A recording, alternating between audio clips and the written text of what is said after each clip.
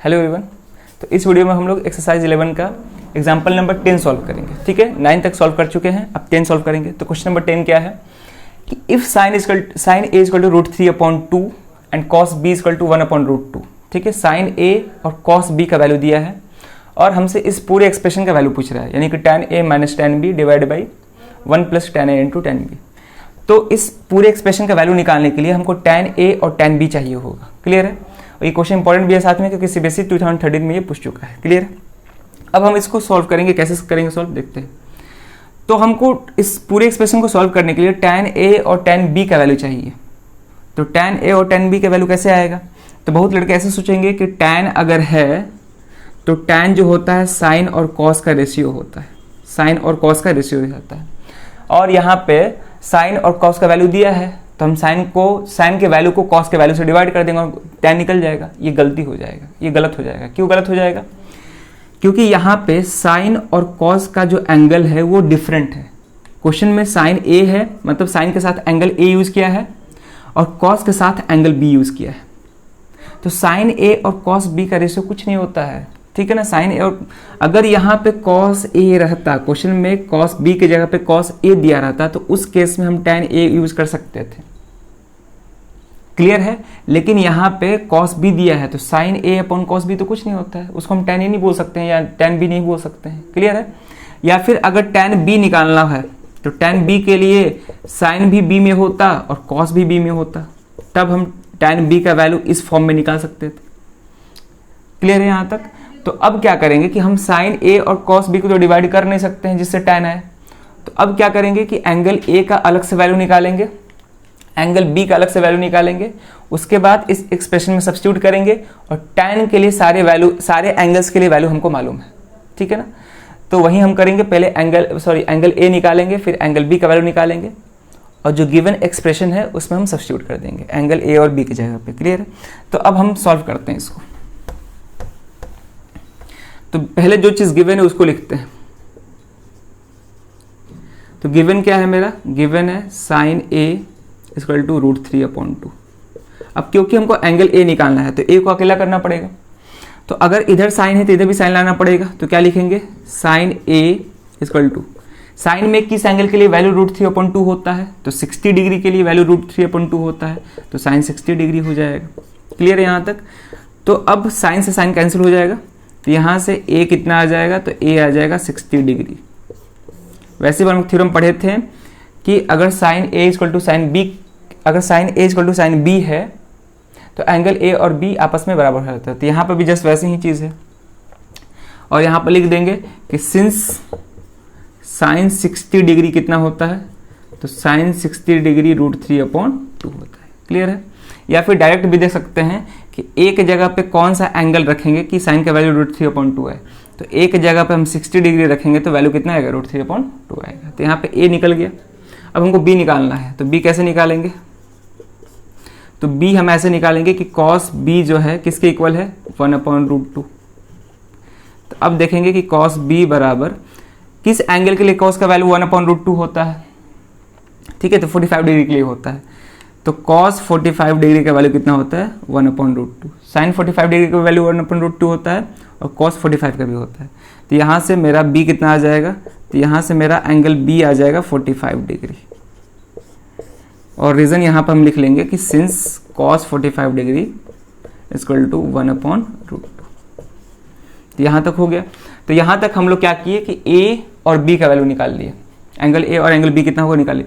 अब क्या करेंगे कि जो भी एक्सप्रेशन दिया गया है tan a minus tan b, इस एक्सप्रेशन में हम a के जगह पे 60 पुट करेंगे और b के जगह पे क्या पुट कर देंगे? 45, और उसको सॉल्व करके हम वैल्यू पता हो जाएगा।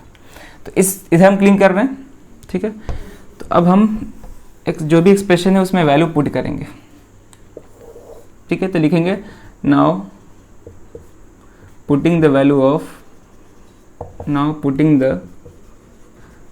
Of A and B in given expression,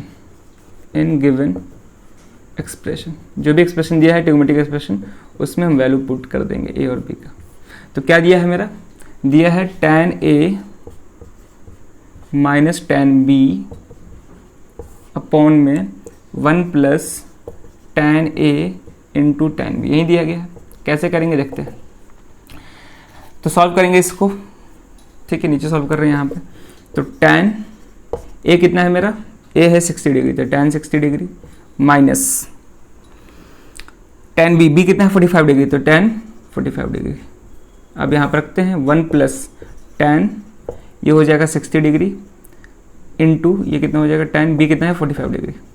अब हमको tan 60 का वैल्यू मालूम है, tan 60 कितना होता है √3 होता है, और tan 45 कितना होता है 1 होता है, वैल्यू पुट करना है केवल। तो tan 60 कितना हो जाएगा मेरा √3, tan 45 1 होता है, अपॉन में 1 प्लस tan 60 फिर से ये √3 और ये 1 होता है, तो इंटू 1। इसको सॉल्व करेंगे तो ये हो जाएगा √3 माइनस 1, और नीचे देखो 1 प्लस √3। क्लियर है। तो यहाँ तक भी हम आंसर मतलब छोड़ सकते हैं कि यहाँ तक भी मेरा आंसर सही है, लेकिन हम चाहे तो नीचे वाला पार्ट क्योंकि इरेशनल नंबर है जिसको रेशनलाइज भी कर सकते हैं। तो रेशनलाइज करने के लिए क्या करेंगे, रेशनलाइज करने के लिए ऊपर नीचे इसका साइन चेंज करके मल्टीप्लाई कर देंगे, ठीक है ना। जो भी डिनोमिनेटर में एक्सप्रेशन है उसके साइन को, बीच वाले साइन को चेंज करके ऊपर नीचे मल्टीप्लाई कर देंगे, ठीक है। तो ये हो जाएगा, हम चाहे तो √3 को पहले भी लिख सकते हैं, तो √3 माइनस 1, ठीक है, √3 माइनस 1, सॉरी प्लस है, √3 प्लस 1 लिख सकते हैं। अब हम जब रेशनलाइज करेंगे तो इसका साइन चेंज करके ऊपर नीचे मल्टीप्लाई करेंगे, तो क्या हो जाएगा √3 माइनस 1 और नीचे भी √3 माइनस 1। क्लियर है। अब हम इसको सॉल्व करेंगे, तो यहाँ पे सॉल्व करते हैं।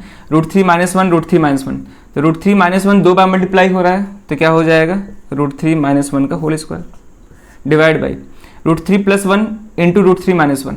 अब देखिए ये जो एक्सप्रेशन है √3 प्लस 1 √3 माइनस 1, ये a plus B into a minus B के फॉर्म में है, जहाँ पे a की जगह पे √3 है और b की जगह पे क्या है 1 है। और हमको अच्छे से मालूम है कि अगर a plus B into a minus B होता है तो इसका फॉर्मूला क्या होता है a square minus B square. Clear है। तो ये इसी फॉर्मेट में है। तो a के जगह पे क्या है √3, तो a स्क्वायर का मतलब √3 का स्क्वायर, ठीक है।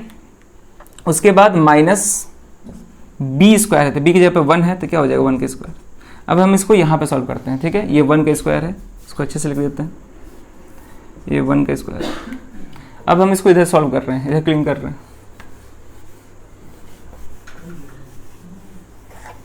ठीक है। अब देखो ये a माइनस बी का होल स्क्वायर पे है, और a माइनस बी का होल स्क्वायर क्या होता है, a माइनस बी का होल स्क्वायर होता है a square plus B square minus 2ab होता है, ठीक है। ये तो सिंपल है, a square plus B square minus 2ab।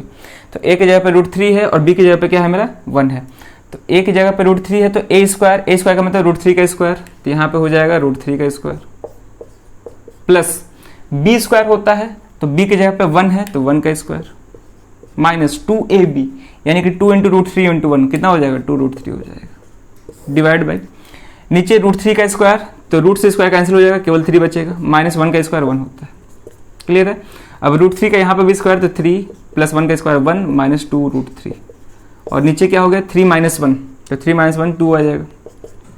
अब इसको हम सिंप्लीफाई करते हैं, तो 3 प्लस 1 4 माइनस 2 √3 डिवाइड बाई 2। अगर हम ध्यान दें तो 4 माइनस 2 √3 में कॉमन क्या है दोनों टर्म में, तो 2 कॉमन है, तो 2 कॉमन निकाल लेंगे। तो यहाँ पे कॉमन निकालने का मतलब 2 से डिवाइड करना, अगर 2 कॉमन निकालना है तो 2 से दोनों को डिवाइड कर दो, तो इसको डिवाइड करेंगे तो ये कितना हो जाएगा 2 हो जाएगा, माइनस यहाँ पे केवल √3 बचेगा, अपॉन में 2 से 2 कैंसिल, तो कितना आ गया 2 माइनस √3। ये मेरा हो जाएगा फाइनल आंसर। हम चाहे तो यहाँ तक भी छोड़ सकते थे, लेकिन स्टैंडर्ड प्रैक्टिस में हम लोग डिनोमिनेटर में इरेशनल नंबर नहीं रखते हैं, तो इसीलिए हम इसको रेशनलाइज कर दिए। क्लियर है। तो फाइनल आंसर कितना आया इस एक्सप्रेशन का, तो इस एक्सप्रेशन का आंसर आया 2 माइनस √3। क्लियर है।